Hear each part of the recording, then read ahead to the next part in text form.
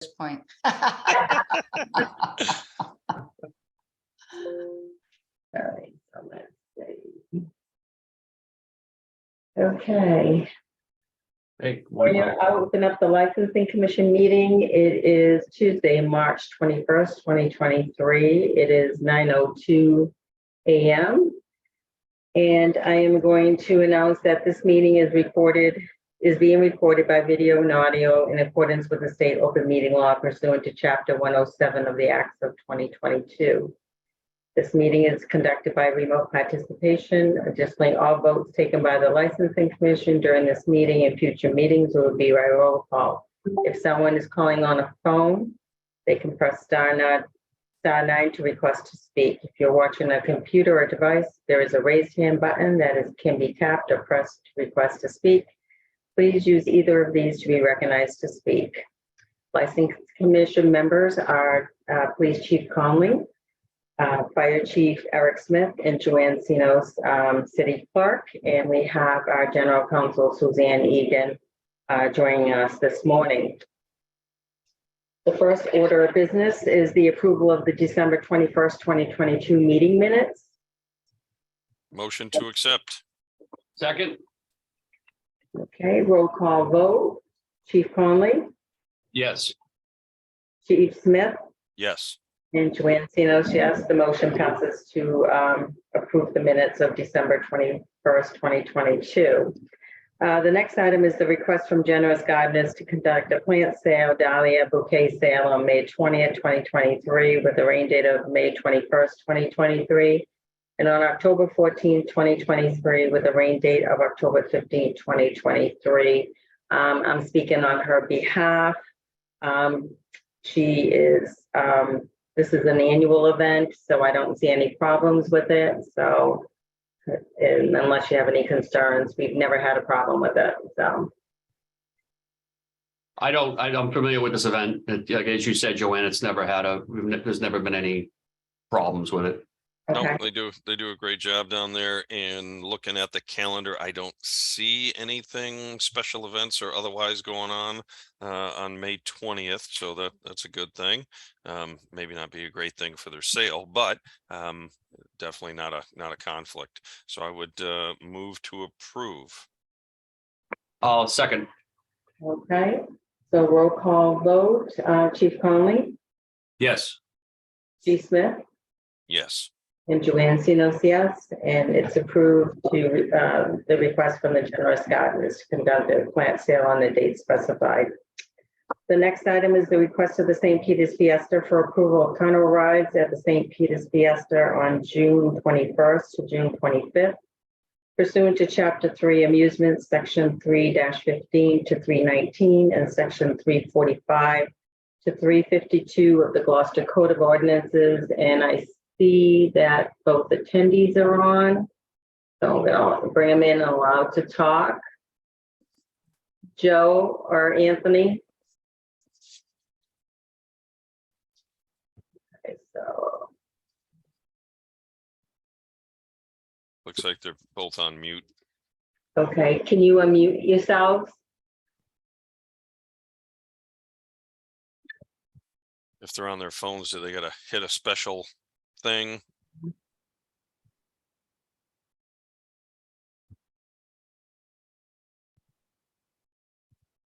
Hello, this is Joe. Yeah, go ahead, Joe. Okay. Joe, is whoever's unmuted can start speaking.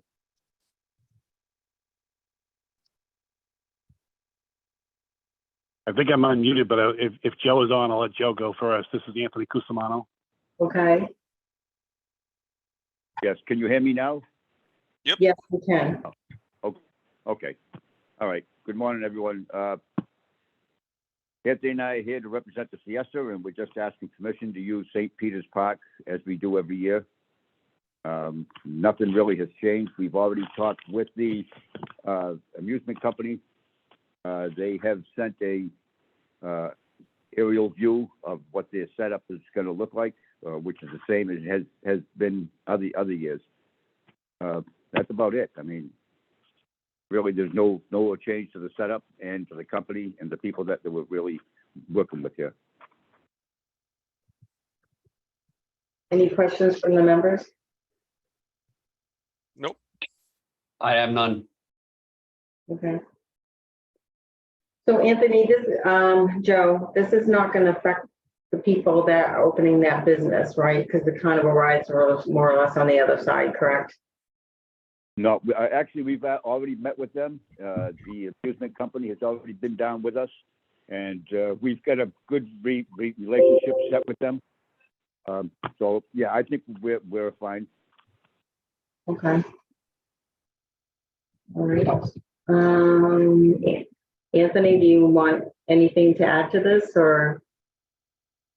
No, I'll just repeat what Joe said, basically that we did meet with the owners of the new business, and we came to an agreement. We're on board.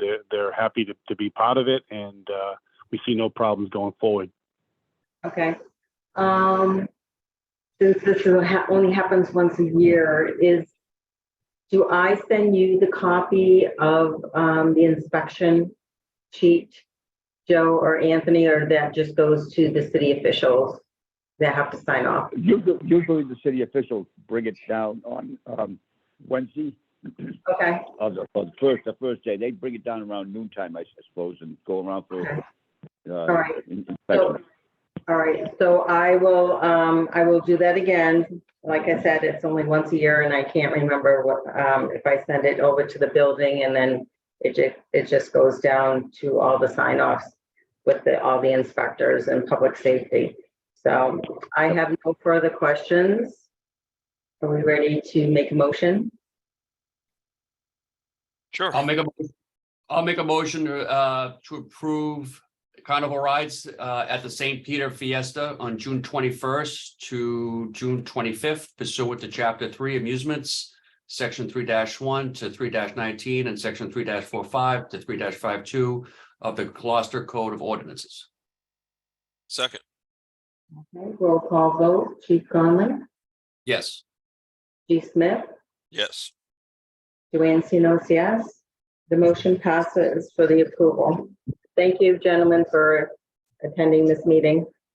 Thank you. Thank you very much. Take care. Yep, bye-bye. Bye-bye. And Joanne, real quick, just housekeeping. I did not read the motion for that first item or for the generous gardeners. I just said that I made a motion to approve it, and we went through the process. Did it need to be read, or can you accept it as written in the minutes? No, I can be accepted as written in the minutes. Just. I must you be in a did hurry. motion to approve, yeah, and it's not under any section. As long as it was seconded, we're fine. Okay. All right. So next item, number 4, is review, discussion, approval of street performer license application and proposed amendments to the Gloucester Code of Ordinances. Chapter 3 amusements, section 3-15C and section 3-18B3. And our general counsel is meeting us here today so that she can go over, she went over the documents and the proposed amendments, but she has concern about a portion of the application on the street performer license.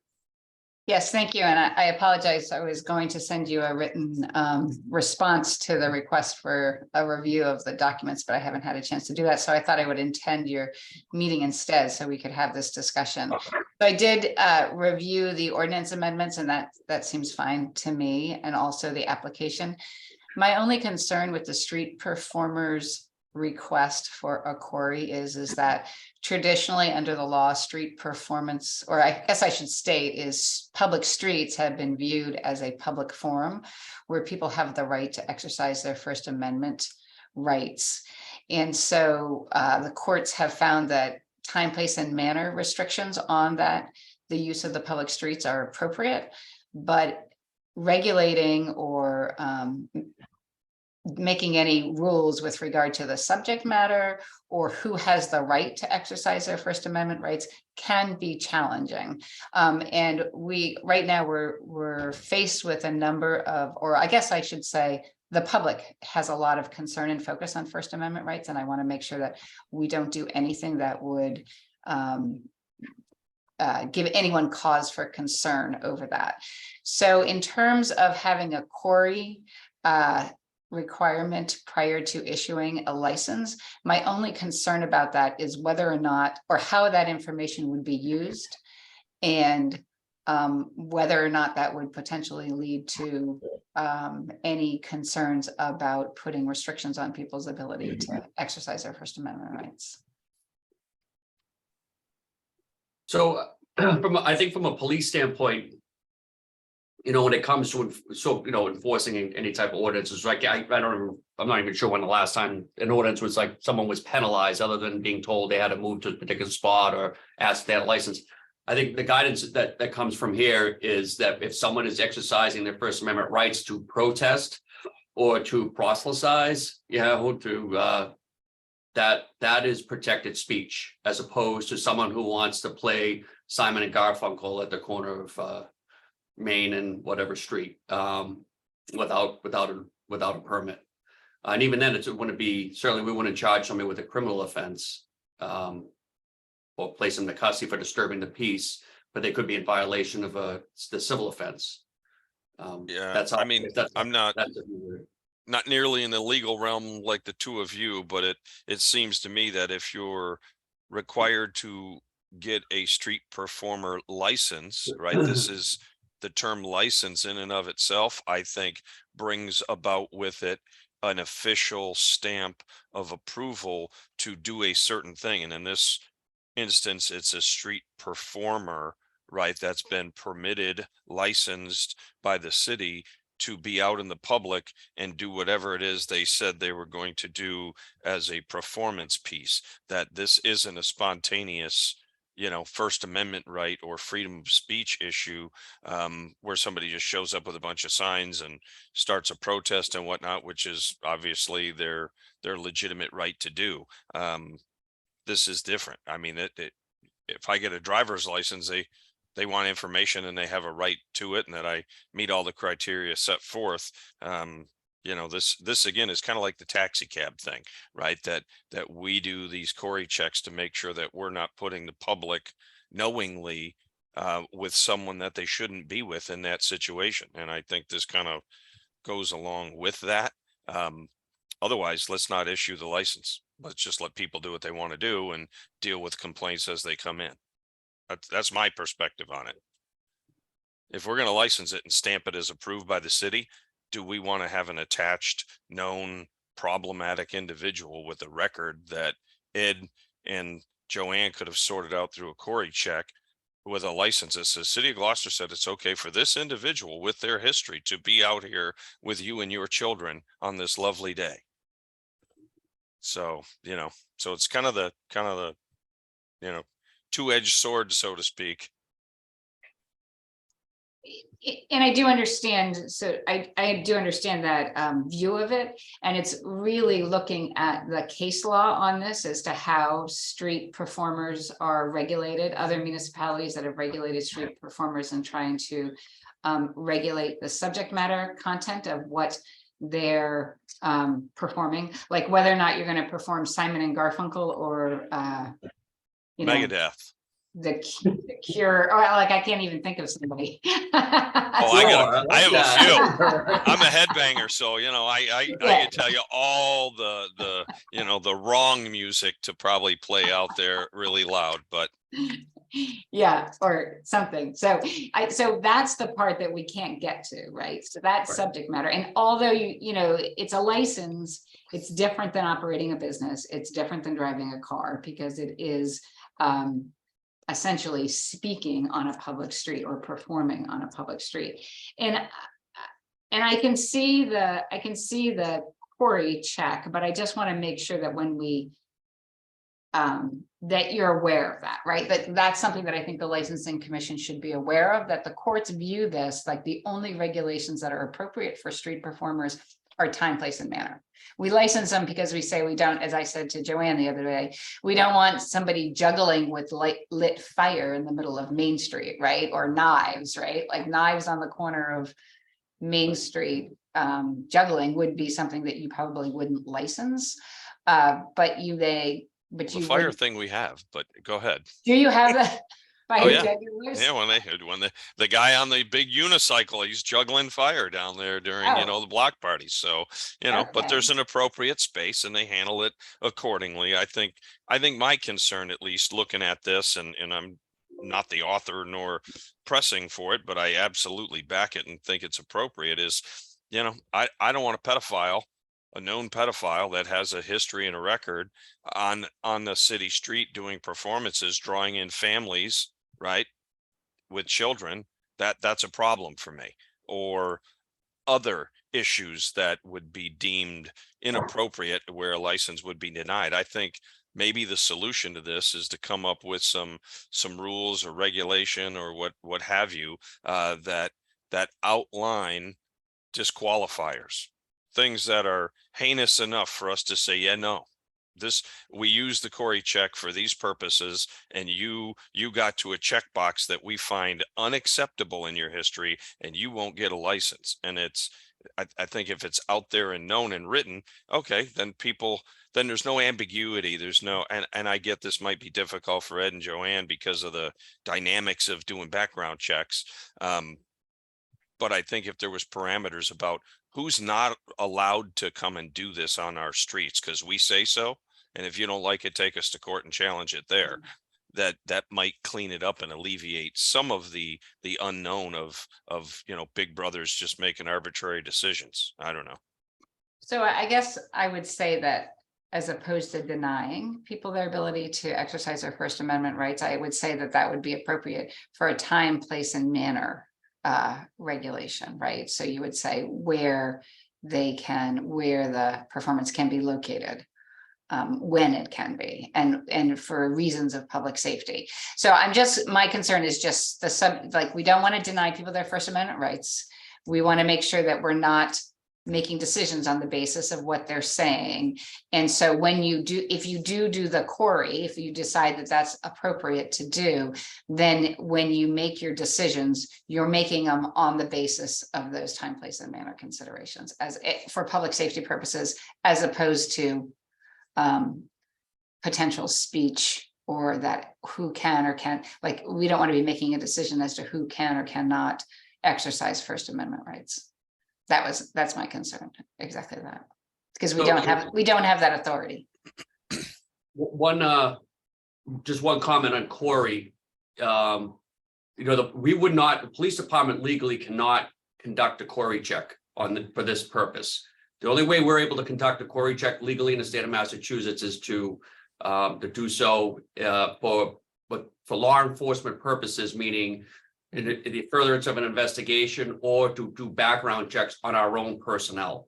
I just want to be clear about that we're not legally able to access sieges for this purpose. It would have to be done through the civilian portal. Right. And I guess I had raised that question too, as to whether or not the licensing commission, do you do Corey checks at all?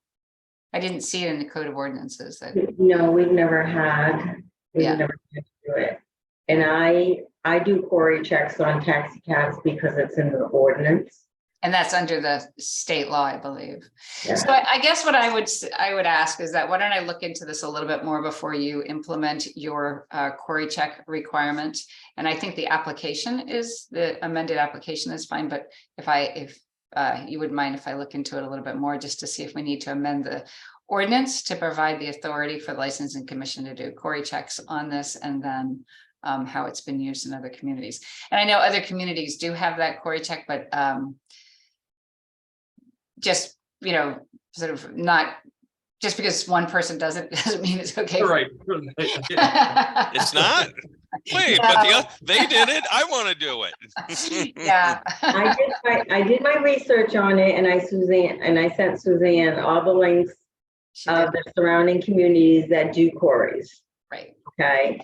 So I did the due diligence on that, and for whatever reason, they have implemented it. My only concern now is that someone did come in and file an application for a street performer. license, and this is going to be a little bit ongoing. So Suzanne says, well, we can't approve one while we're having this and then implement the new procedure. So I think you can approve the application without the Cory check at this point and have people do that. And Okay. then we can, continue the Cory check aspect of it and then see if we need to amend the code of ordinances to authorize the Cory check for issuance of a street performance license, or what the next step would be. And Joanne did give me a number of other communities as to how they deal with street performers licenses, and the larger communities don't do the background check. So it's the smaller, like the Rockports and the, what's the other one, something on the Cape? I think it was Nantucket. Nantucket, they do the Cory checks for street performers. And so that was, so because of the sort of difference in how communities treat this, I want to make sure that whichever way we go, we're going in accordance with the law.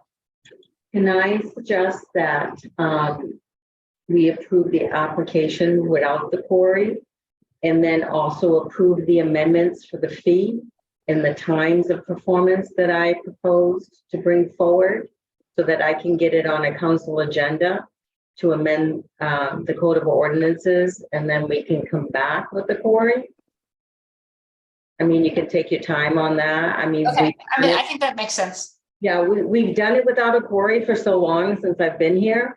But I just like to, the application was like, the other one was sort of like a licensing commission for a tag day, and people would have to do street performer and everything. So I would like to do this. And also I would like to, it says they've read the code of ordinances, which would say you can't go on the boulevard. And then after the noise ordinance, that it can go, over a certain decibel on the sound and everything. So I just wanted to bring this forward. And I've been working on this, but of course it always falls at the bottom of the pile because we don't get it that often until the season comes. So I would suggest that we just do the street performer application, if you can approve that without the Cory, and approve the proposed amendments for the fee, the application fee, and also for the times of operation, which would be from 9 a.m. to 8 p.m. I know we've had requests for like 8 in the morning, and I think that's kind of early. And then to go 10 at night, especially if you have a residential area like the downtown. If you have a block party, that's completely different because they get approval for a certain time. But if you're just a street performer, 10 o'clock at night in residential on Main Street, I think it's disturbing to some residents. So Joanne, the amendment you're looking for, those are two that are highlighted in red? Yeah. Yeah. One under 315 and one under 318? Yeah. Yeah, and it was just those two lines. So, I mean, I don't see anything on the agenda for item 4 that speaks to the Cory portion of this, correct? So that on the revised agenda number 4 says review, discussion, and approval of street performer license, blah, blah, blah, all of that. So this is the stuff that we can go ahead and make a motion and approve now. It has no effect on the Cory portion. The Cory portion is what, just an internal process that you want to put in place, and will that generate something for additional ordinance change if Suzanne agrees and says, sure, go ahead and do it? And would that become some new addition to the license to have a checkbox saying that the Cory was completed and that they passed, so that the application in the processing section of the application, or is that a rule or a procedure piece within your department? Do you want me to answer that question? You please. can. Okay, Yeah. so the Cory check is a part of the application process. So it's a new, I believe what was proposed was a new application with the agreement. Essentially, you have to sign all the forms and agree to the Cory check. And so that would have been included in the application. And what what I think would be appropriate at this point is the new application is fine minus the Corey part. Okay, And then we'll make that determination as to what process we need to put in place in order to do that. okay, yeah, because I mean, obviously the language, Yeah, I didn't include the Corey, the application. I just said application because I figured the application and the Corey was all one. So I didn't spell that out in the agenda. okay, I didn't spell that out in the agenda because I figured it was part of the whole application, but we can put in the motion to accept just the application and without the Corey. And then approve the code of ordinance amendments, because once you approve that, then I can have a counselor put forward those 2 amendments in the code of ordinance to get this going. Yep. And not hold it up, with the Corey part. And if we decide, or once Suzanne, does the research, we want to go back and insert and change the code, we can do that later and have it effective like the next year instead of having it effective now. okay. Well, let me throw a whirl at your piece here. So I would move to approve the street performer license application as proposed, with the reduction and removal of the Corey acknowledgement form, as well as approval of the Gloucester Code of Ordinance, Chapter 3, amusements, sections 3-15C and section 3-18B3 as drafted. I so move. I'll second that. Okay. Motion's been made and seconded, and roll call vote. Chief Conley, Yes. Chief Smith, Yes. and Joanne Sinos, yes, the motion passes. Thank you, Suzanne, for attending. All right, thanks. I'll get back to you. The Bye. legal department wins. Again. No. All right, bye. Thanks. Do any of the members have any further business? I do not. So if we don't have anything, we have a motion to adjourn. Yeah, well, quick question before that. I haven't heard anything on other taxi companies. We're still just at the one, right? No, we just have the one. Okay. We had some inquiries last year and no one else has reached out. They never came back. We told them to, to go look at the ordinance and if they had any questions to contact me, but we didn't receive any inquiries at all. Gotcha. And how does the ride share stuff play into where we're at under the code of ordinances in your office and all that with the Ubers and Lyfts and whatnot? I think Chip, the former general counsel, gave an opinion on the ride share. And it'd be difficult to regulate. Yeah, and that's kind of outside our purview and Yeah. promise, right? And also too, they are, I believe, registered with the state. Right. Yeah, I believe they are. Uber. Yeah. And I think there's some kind of small fee that the city receives through the treasurer's office for every ride share, once they're registered with the state. Gotcha. So I don't do that. I did have delivery company who contacted us that we contacted before the end of the year last year, saying that their license was not renewed. He contacted us Friday. He was supposed to come in Friday. He did come in Friday, but he had incomplete forms. He didn't have updated insurance. So he has to come back with all the proper documentation before we will renew his license again. And I think to do this because of Massport, because usually they have to show that they are a licensed delivery with the city. So we're waiting for his documentation, and once he does that, we will just renew his license, and that's just internal with us, as long as he has all the proper documentation. Okay, great. All right, just a question. Appreciate Yeah. it. No problem. Thank you. Awesome. Motion Thank to adjourn then. Second. All right, roll call. Chief Conley, Yes.